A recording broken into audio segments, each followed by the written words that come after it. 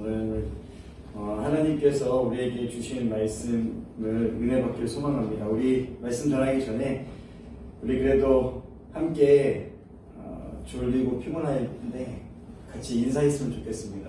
큰 은혜 받으시라고 인사했으면 좋겠습니다. 시작. 큰 은혜 받으세요. 네, 저도 오후에 많이 피곤한데 이렇게 한번 인사하면 이렇게 깨더라고요, 잠이. 그래서 함께 인사해봤습니다. 그래서 오늘 말씀은요, 우리가 너무나도 잘 아는 말씀이에요. 다윗의 승리 비결이라는 그런 제목을 가지고요, 함께 말씀을 나누려고 합니다. 오늘 말씀의 제목을 보았듯이 우리가 어떤 말씀을 다룰지 이미 좀 어느 정도 파악을 했으리라 생각합니다. 근데 이제 제목을 보면요, 승리라는 단어가 있습니다. 우리 제목을 먼저 살펴보고 할 텐데, 이 승리가 정말 우리에게는 정말 기쁜 단어가 아닐 수 없습니다. 다만 최근에 여러 뉴스나 이런 신문에서 승리라는 단어를 사람들이 안 쓴다는 댓글을 제가 보고 너무 재밌기도 하면서도 웃기기도 하고 슬프기도 한 그런 상황이었는데요. 승리는요, 어쨌든 정말 부정적인 단어가 아니라 정말 우리에게는 행복한 단어이고, 우리가 살아가면서 승리하세요, 승리하세요, 승리했어요 라는 그 승리를 할 때마다 우리의 기분은 굉장히 좋아집니다. 어찌됐든 승리에 대한 의미는 우리가 다 알고 있는데, 우리 비결이라는 말도 우리가 좀 살펴봤으면 좋겠습니다. 비결도 어떤 의미인지는 국어사전 의미를 다 알고 있는데, 요즘에 우리가 승리를 하는 데 있어서는 비결이 있다라는 말 혹시 아시나요? 승리를 하는 데 있어서 우리가 비결이 있다. 우리가 어떤 일을 위해서 가만히 있으면 승리할 수 없습니다. 분명히 그러한 과정이 있고 그러한 비결이 있기 때문에 승리가 우리에게 딱 주어진다는 사실입니다. TV를 보더라도요, 이런 것들이 있습니다. 우리 많은 분들이 요즘 TV를 보면 나오는 인기 프로그램 중 하나가 먹는 그런 TV 프로그램이 많죠. 어디 이렇게 맛집 가서 탐방하고 연예인들이나 많은 예능인들이 가서 먹어보고 평가하고, 또 그곳에서 또 많은 사람들이 소문나서 가는 그런, 최근에 얘기하면 백종원의 골목식당이나 이런 프로그램들이 대표적이라고 할 수 있습니다. 여기 이 프로그램들을 보면요, 그 맛집들을 찾아갈 때에 하나같이 주인들이 하는 이야기가 뭐지요? 잘 주목해보면요, 인터뷰하는 그 사람이, PD나 카메라를 들고 있는 사람이 이렇게 얘기합니다. 이 집 맛의 비결은 무엇입니까? 라고 비결이라는 걸 꼭 항상 얘기합니다. 비결이 뭐죠? 비결이 뭐죠? 왜 이렇게 맛있죠? 어떠한 비결이 있죠? 하면 그 주인들은 다 공통적으로 대부분 이렇게 얘기합니다. 궁금하세요? 네, 따라오세요? 네, 따라오세요? 하고, 어디 냉장고를 열거나 어디 장독을 밑에 있는 따로 딱 피고 뭐가 무슨 얘기하냐면, 그냥 하나 꺼내요. 그게 뭐예요? 그냥 고추장입니다. 된장이에요. 별거 없어요. 그냥 소스 하나예요. 그게 비결이라고 얘기합니다. 그러면은, 이게 진짜 비결이야 그러면서 찍어보고, 놀래죠. 근데 사실은요, 이게 그냥 우리 집에서 사용하고 있는 고추장이나 된장이 아닐 겁니다. 물론 고추장 된장이라고 하겠죠. 양념장이라고 하겠지만, 그것들을 하기 위해서, 그걸 만들기 위해서 너무나도 많은 시간들을 그 분은 가지고 있었을 겁니다. 그게 바로 그분의 비결이죠. 그래서 그렇게 맛집이 된 것이고, 많은 사람이 찾는, 어떻게 보면 가게의 승리자가 된 거죠. 이렇게 비결은요, 너무나도 중요합니다. 비결 없이는요, 승리자가 될 수 없다는 사실입니다. 2012년도였나요? 2012년도로 우리가 좀 거슬러 봐서 런던 올림픽이 있었어요. 우리 다 아시죠? 2012년도 너무 오래돼가지고 기억이 안 날 것 같아서 제가 여러 선수들, 대표적인 선수들 가운데 이 선수를 소개하려고 합니다. 이 선수는요, 저에게 2012년도 당시에 인터넷 그 기사 사진을 보고 저에게 큰 감동을 주었어요. 우리 여러분들도 이제 기억이 나실 수도 있습니다. 바로 이 앞에 이미지에도 나오지만 역도 선수 장민환 선수입니다. 장민환 선수가 정말 2012년도 전까지 승승장구했습니다. 계속 승리하고 금메달 따고 최소 동메달을 땄습니다. 국제대회에서도. 그런데 2012년도에는요, 이 장민환 선수가 동메달도 따지 못해요. 4위를 합니다. 그 4위를 하면서 많은 사람들이 안타까워했죠. 그런데 많은 사람들이 안타까움보다 많은 사람들에게 1등, 2등, 3등보다 더 주목받는 사건이 생겼습니다. 바로 장민환 선수의 몇 장의 사진입니다. 여기 앞에도 2장의 사진이 있는데 장민환 선수가 나오자마자 바벨에 손키스를 합니다. 지금 자기가 이번 2012년도가 마지막 은퇴 무대고 그리고 내가 지금까지 함께 했던 바벨에게 수고했다고 손키스를 하는 겁니다. 그리고 그 손키스를 하고 난 뒤에 다 끝나고 두 손 모아 기도하는 장면. 이 장면이 언론과 매스컴을 타기 시작했고 많은 선수와 많은 국민들과 많은 세계 외신들에게 찬사를 아낌없이 받았습니다. 근데 이 인터뷰 때문에 그런 것 같아요. 뭐라고 장민환 선수가 이야기했냐면요. 나는 2년 전에 2010년도에 교통사고를 당했습니다. 많은 분들이 알고 있을 수도 있겠지만 2년 전에 교통사고를 당한 뒤에 후유증이 와서 어깨와 허리와 골반 통증을 알아오면서 전반적으로 내가 이제 선수 생활을 할 수 없을 정도로 컨디션이 나빠졌습니다. 그래서 나는 2년 뒤에 있을 런던 올림픽을 가고 싶었지만 고민을 많이 했습니다. 그래도 나는 최선을 다해서 나는 누구보다 성실하게 훈련에 임했고 철저하게 하나님 앞에 기도하고 의지하며 그 훈련하는 자세를 잃지 않았다라고 인터뷰를 했습니다. 그렇기 때문에 많은 메달을 딴 선수보다도 메달에 실패했지만 많은 사람들에게 찬사를 받고 칭찬을 받았던 것이죠. 이런 찬사를 받는 장민환 선수의 비결이 무엇이었을까요? 장민환 선수가 말하기를 어떠한 상황에서도 하나님 보시기에 정직하게 훈련했다고 했고 또한 하나님을 항상 의지했다고 했습니다. 그것이 바로 장민환 선수의 승리 비결인 줄 믿습니다. 우리가 살아가면서 이렇게 장사가 잘 되는 맛집이나 흔히 우리의 롤모델들이나 장민환 선수처럼 그런 많은 선수들이 인터뷰할 때 비결들이 있었습니다. 공통점들은요, 다 생긴 것이 아니라 평소에 훈련되어지고 준비되어져 있었기 때문에 가능했다는 것을 우리에게 말해주고 있다는 사실입니다. 사랑하는 성도님들, 다윗과 골리앗 싸움으로 이제 본론을 들어가기 원합니다. 다윗과 골리앗 싸움도요, 지금 제가 얘기했던 이와 크게 다르지 않습니다. 오늘 말씀 가운데 자세히 나누겠지만 그 비결은요, 분명 우리가 잘 알고 있는 것은 맞습니다. 용기, 믿음, 그리고 담대함, 그 모든 것들이 있었기 때문에 다윗은 누구를 이길 수 있었죠? 골리앗을 이길 수 있었고 이스라엘이 전쟁에서 승리할 수 있도록 했습니다.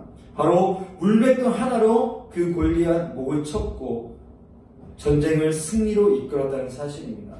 그래서 그 비결은 용기와 믿음의 담대함이다라고 이야기할 수 있을 것입니다. 물론 이건 틀린 말은 아닙니다. 하지만 오늘 이 시간에 우리가 주목해야 할 점이 있습니다.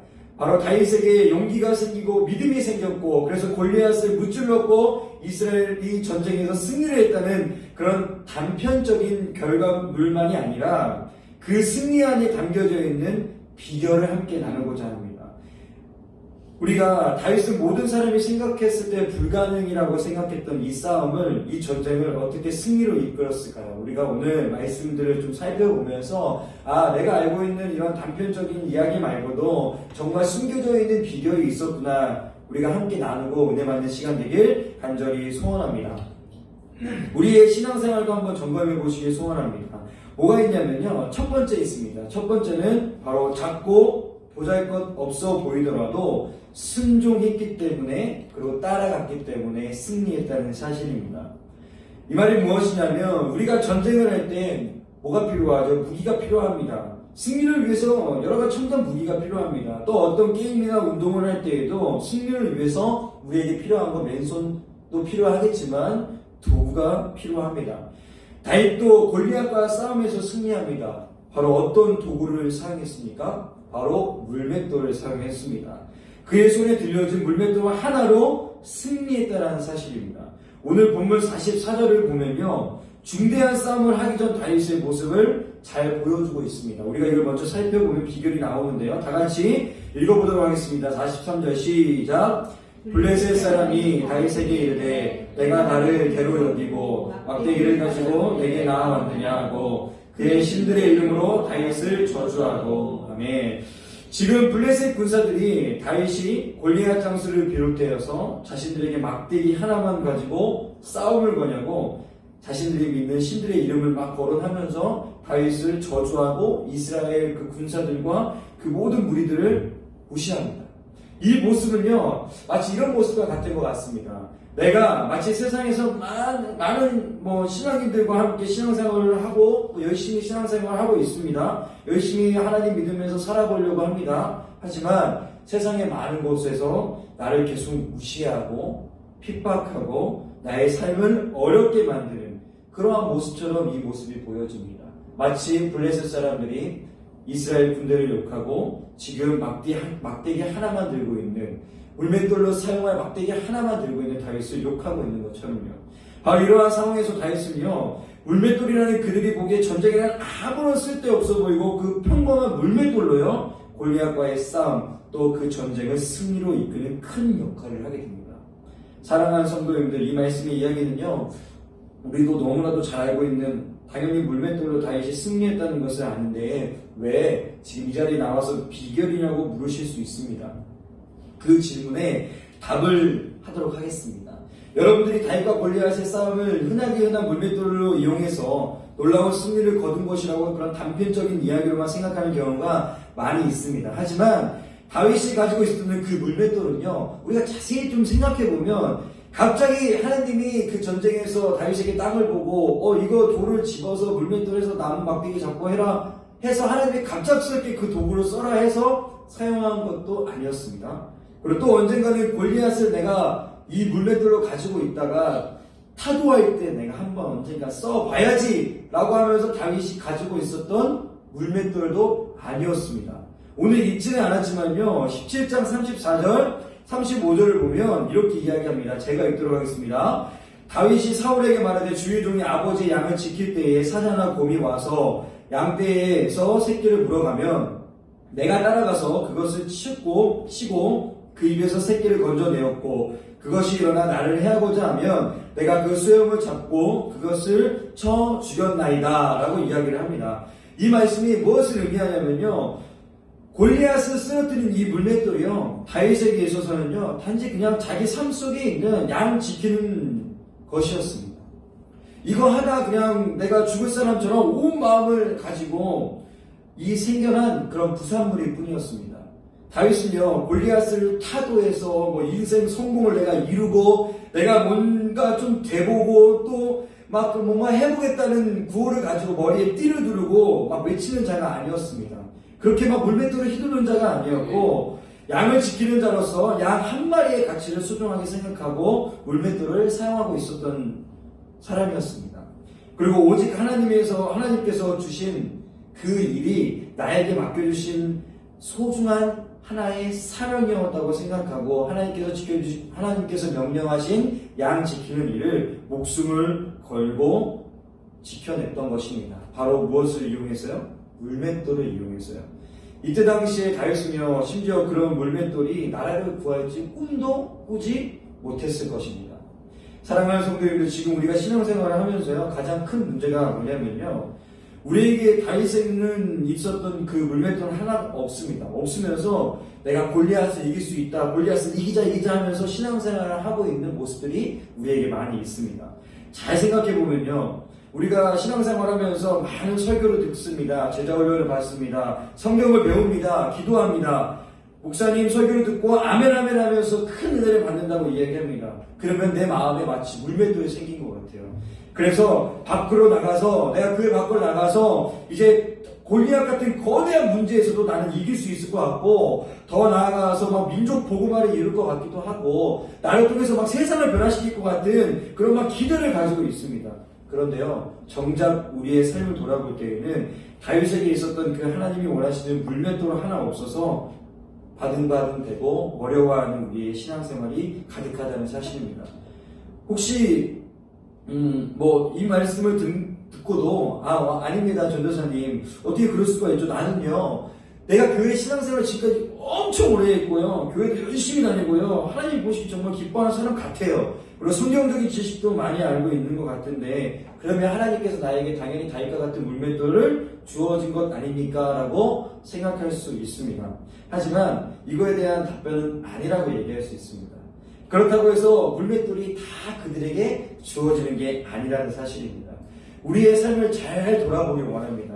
내 삶에서요, 물맷돌을 얻을 수 있는 것이 어디였는지. 다윗같이 세상에서는 양치는 일이 보잘것없어 보입니다. 그곳에서는요, 다윗은 근데 최선을 다해서 하나님께서 나에게 맡겨주신 사명이라고 생각하고 순종해서 나아갔더니 하나님께서는 물맷돌을 다윗에게 주신 것입니다.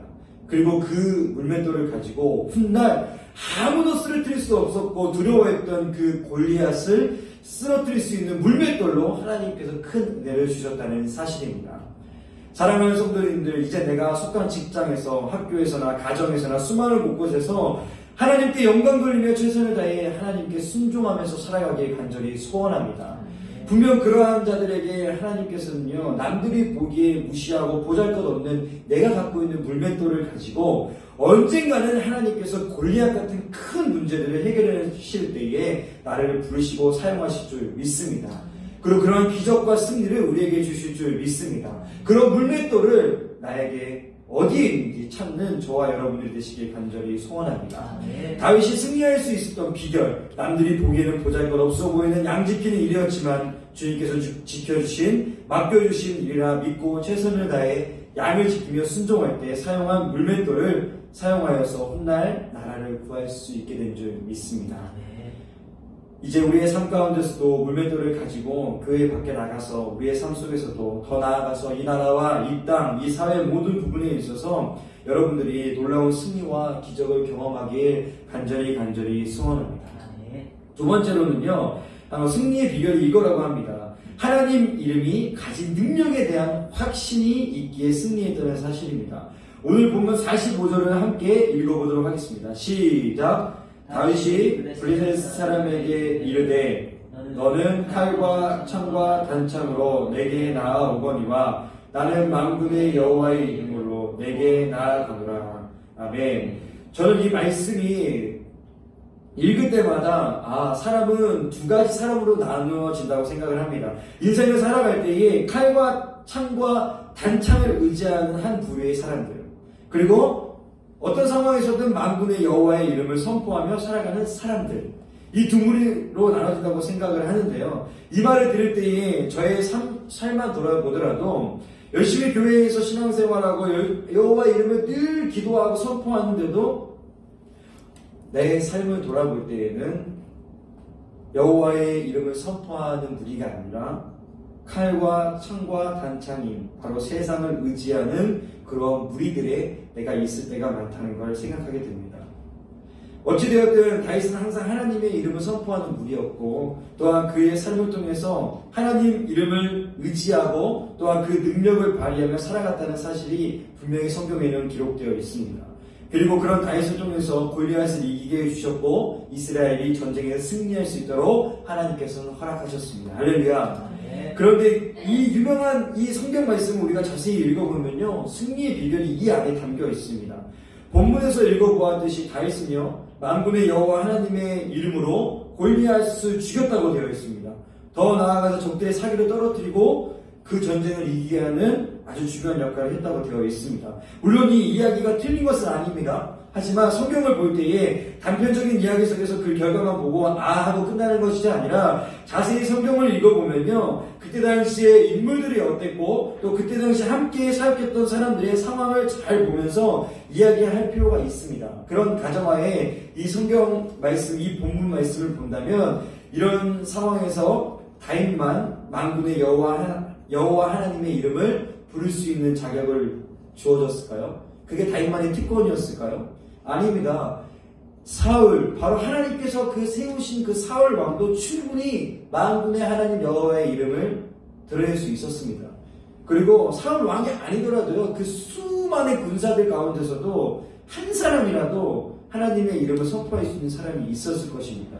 이것은 다윗에게만 주신 특별한 특권이 아니었다는 사실입니다. 저는요, 이 부분에서 다윗은 한 끗 차이라 생각할 수 있겠지만 사울 왕을 비롯한 수많은 이스라엘 군사들과 다른 점이 바로 여기에 있다고 생각을 합니다. 다윗은 45절을 보면요, 분명히 이렇게 기록되어 있습니다. 너희들은 칼과 창과 단창만 보이냐? 나는 그것들보다 더 위대하고 능력 있는 하나님의 이름을 가지고 있다 라고 자신있게 선포하고 있다는 사실입니다. 이 말은 무엇이냐면, 한마디로 정리하면 지금 사울왕과 이스라엘 많은 군사들은 여호와 앞에서 하나님의 이름을 알기는 합니다. 하지만 세상의 눈으로 칼과 창과 단창을 보고 있기 때문에 두려워서 아무 말도 못하고 있는 겁니다. 하지만 다윗은 자신있게 얘기했다는 사실입니다. 사랑하는 성도님들, 우리의 모습은 어떠한가요? 하나님의 이름의 그 능력을 확신하고 믿으면서 선포해야 하는데 세상의 눈과 기준으로 두려워하고 있습니다. 그런 경우가 내 삶에 많습니다.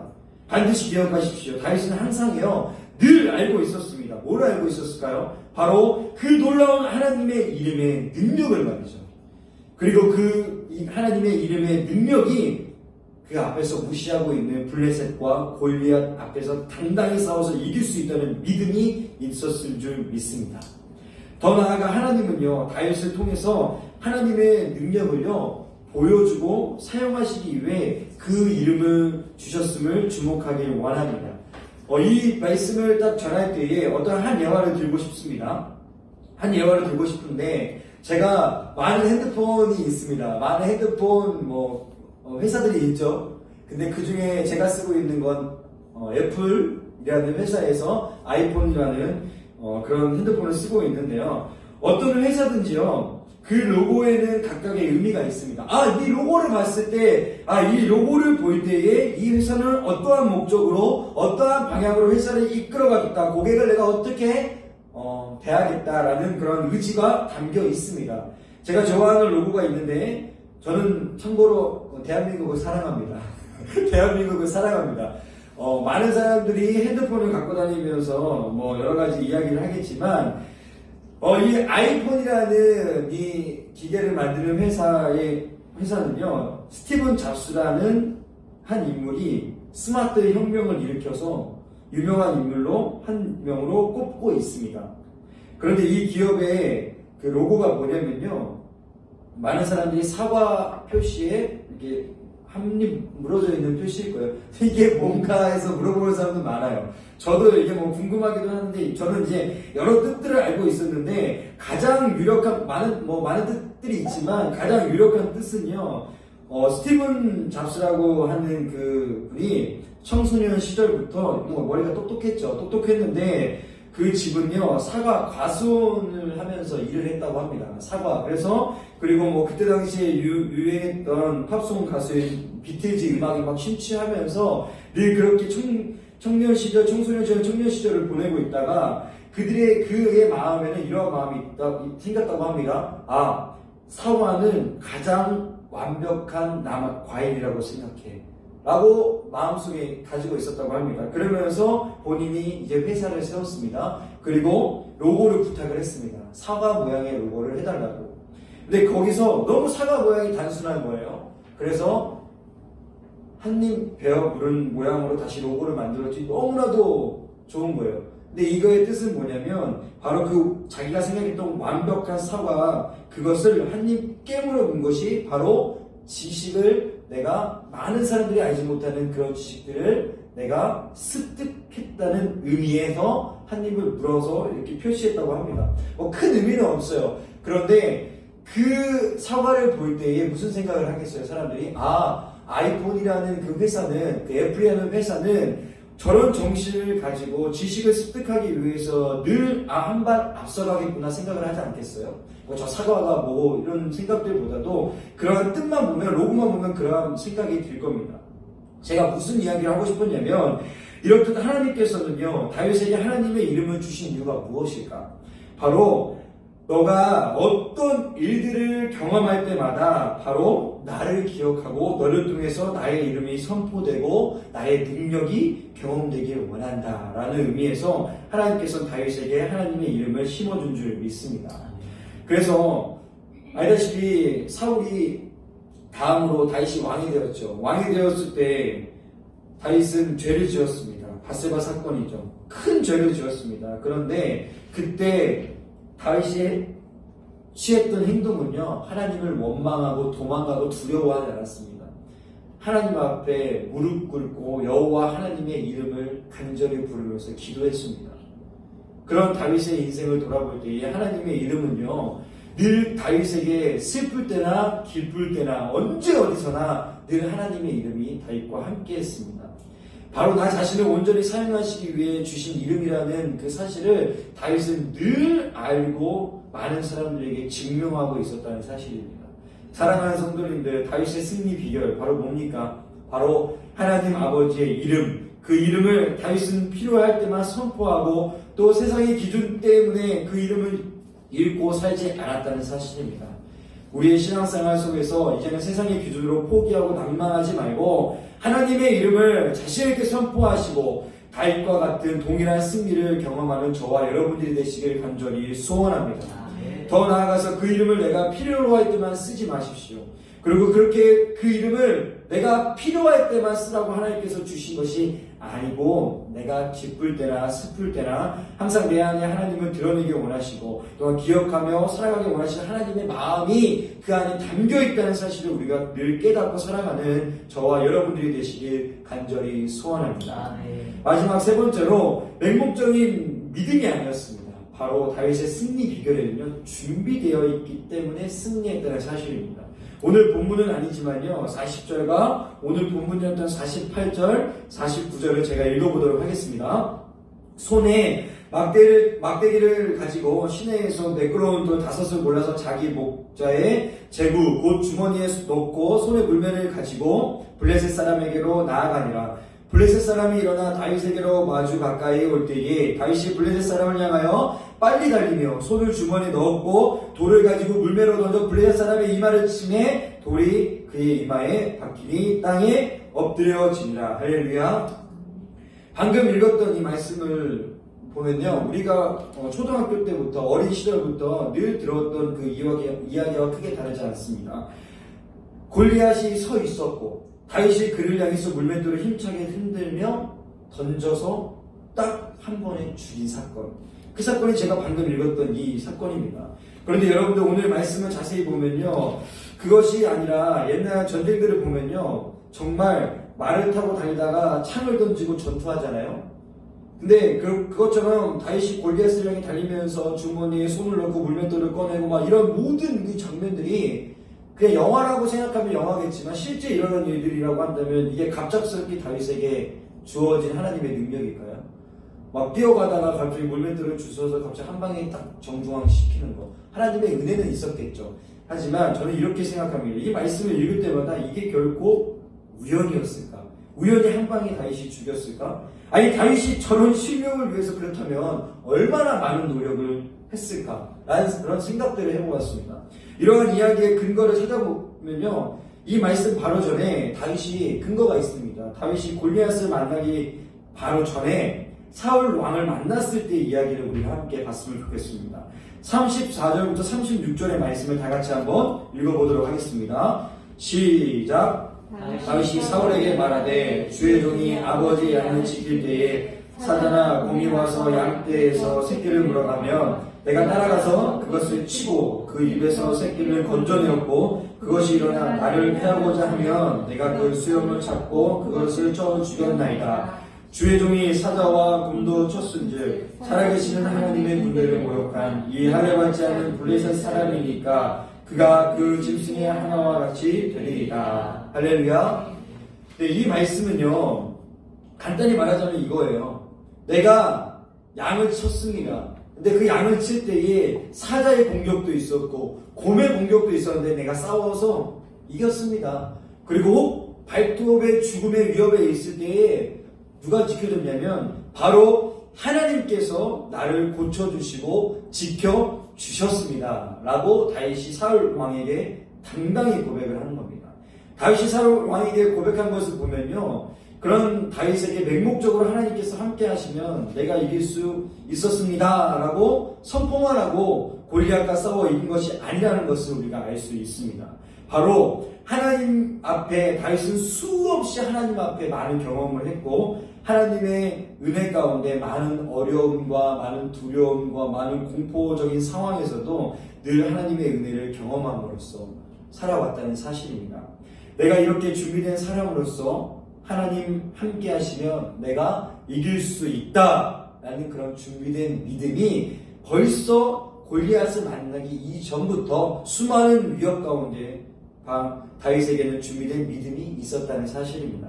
사랑하는 성도님들, 오늘 이 사건은요, 조건이나 상황을 고려하지 않고 달려든 그런 맹목적인 다윗의 믿음처럼 보일 수 있습니다. 다윗에게 갑자기 맹목적으로 막 믿음이 생겨서 깡이라고 하죠. 깡으로 덤볐다. 그래서 승리했다라고 할 수도 있습니다. 하지만 그는 과거의 삶부터 준비된 믿음의 삶을 살았던 그의 흔적을 우리는 분명히 방금 찾았습니다. 오늘 말씀을 올바르게 보았으면 좋겠습니다. 우리는요, 다윗과 골리앗 싸움의 용기와 맹목적인 믿음으로 승리했다고 생각하는데 담대한 믿음인 줄 믿습니다. 더 나아가서요, 바로 준비된 믿음이 있었기 때문에 다윗에게 하나님께서는 승리를 주셨다는 사실입니다. 하나님 계획 가운데 있었던 이 전쟁에서 그런 다윗에게 하나님의 역사를 경험케 했던 사건인 줄 믿습니다. 우리가 맹목적인 믿음으로 기도하며 구할 때가 많습니다. 내가 실력이 부족합니다. 주님 도와주세요. 내가 취업이 안 됩니다. 내가 어떤 상황에서 이러한 상황에 놓여 있는데 도와주세요 라고 하나님 앞에 내 인생을 열어달라고 분명히 기도합니다. 맹목적으로 기도할 때가 많습니다. 하지만 하나님은 들어주시긴 합니다. 하지만 그러한 우리가 꼭 기억해야 될 것은 우리에게 이러한 기도가 계속 반복된다면요, 하나님은요, 우리를 쓰지 못합니다. 왜냐하면 여러분들은 준비가 되어 있지 않고 하나님 앞에 맹목적으로 구하고만 있기 때문입니다. 제가 이 말씀을 준비하면서 이런 생각이 들었습니다. 나에게도 이러한 맹목적으로 뭘 모르고 구했을 때가 혹시 있었나 싶었는데 다 하나님의 뜻이었구나 생각했던 사건이 있었습니다. 바로 제가 신대원을 5번 떨어졌습니다. 아시는 분도 있겠지만 5번 떨어지면, 지금은 5번 떨어지면은 놀랍니다. 네, 한두 번 만에 붙는 사람들이 대부분 많기 때문에. 근데 지금 돌아보면요, 하나님께서 나를 얼마나 준비시키시고 저를 얼마나 더 큰 은혜를 경험케 하기 위해서 그렇게 하셨는지 지금은 깨닫게 됩니다. 그리고 앞으로도 그러한 은혜 가운데 더 깨달으려고 노력하고 신앙생활을 하고 있고 사역하고 있습니다. 하나님께서는요, 내가 얼마나 최선을 다해서 믿음으로 준비하고 있는 것을 보는 것입니다. 그때만큼 면목적으로 기도해서 되는 것이 아니라, 그때만의 믿음으로 되는 것이 아니라 늘 준비된 믿음 안에서 우리가 살아갔기 때문에 하나님께서는 하나님이 원하시는 때의 승리와 은혜를 경험케 하신다는 사실입니다. 할렐루야. 우리가 꼭 기억하십시오. 승리의 비결, 맹목적인 믿음으로 나아갈 때 다윗이 승리했다? 이건 비결이 아닙니다. 그냥 하나의 사건일 수 있습니다. 하지만 준비된 믿음으로 살았던 다윗이 하나님께서 계획해 놓으신 싸움에서 승리했다. 바로 이 팩트를 우리가 항상 기억하고 살아가는 저와 여러분들이 되시길 간절히 소원합니다. 교회 열심히 다니는 것, 그것과 준비된 믿음으로 사는 것은 분명히 다릅니다. 다윗과 같이 준비된 믿음을 가지고 하나님이 뜻하신 그날에 크고 분명하게 쓰임받아서 승리의 삶을 살아가는 저와 여러분들이 되시길 간절히 소망합니다. 이제 말씀을 마무리하도록 하겠습니다. 다윗과 골리앗의 싸움, 우리가 생각했던 그런 신앙생활 오래 하면서 생각했던 그 이야기 속에서 있었던 다윗과 골리앗의 싸움, 물론 그게 우리가 틀린 지식은 아닐 것입니다. 하지만 그 안에서 하나님께서 다윗에게 주신 승리의 분명한 비결이 있었습니다. 당연한 무기가 있었습니다. 바로 물맷돌. 이 물맷돌은 다윗은 하나님이 맡겨주신 자리에서 불평하지 않고 주신 일을 잘 감당하기 위해서 사용된 물맷돌. 바로 이 물맷돌은 결코 작은 것이 아니었습니다. 많은 사람들은 작아 보이고 큰 쓸모가 없다고 했을지라도 그 물맷돌이 훗날 나라를 구했고 승리를 주었다는 사실을 기억하며 나에게 주신 물맷돌이 무엇인지 늘 깨닫고 나아가는 저와 여러분들이 되시길 간절히 소망합니다. 다윗이 하나님의 이름을 또 선포했습니다. 골리앗과의 전쟁에서 승리를 거두었는데 그 하나님의 이름, 많은 사람들은 알고는 있었지만 그 능력을 선포했던 다윗, 하나님 앞에 사회적인 기준에만 초점을 맞추는 것이 아니라 하나님의 이름을 늘 매달고 살았던 그 다윗을 하나님께서 주목하셨고 하나님의 이름을 터뜨리는 순간 하나님은 승리를 주셨습니다. 우리에게도 매 순간 하나님의 이름을 선포하고 그 능력을 확신하며 하나님 앞에 승리를 경험하는 저와 여러분들이 되시길 간절히 소망합니다. 그리고 맹목적인 믿음이 아니라 다윗이 승리하는 비결은 준비된 믿음이 있었다는 사실을 기억하면서 내 삶을 돌아보고 이제 내가 맹목적으로 하나님 앞에 구하기보다도 내가 이제 준비된 사람으로서 하나님이 보시기에 어떻게 살아가는 것이 나의 준비된 참된 믿음의 모습인지 돌아보시고 그런 준비된 믿음을 다윗처럼 준비하시고 하나님이 원하시는 그때에 쓰임받고 사용되어지는 저와 여러분들이 되시길 간절히 소원합니다.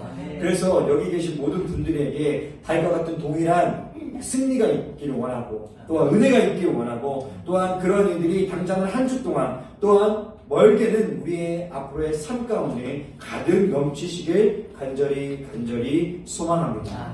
아멘. 이제 기도하도록 하겠습니다. 하나님 감사합니다. 하나님의 은혜 가운데 우리가 다윗과 골리앗 싸움 가운데 우리가 다윗에게 주신 하나님의 승리 비결을 나누었습니다.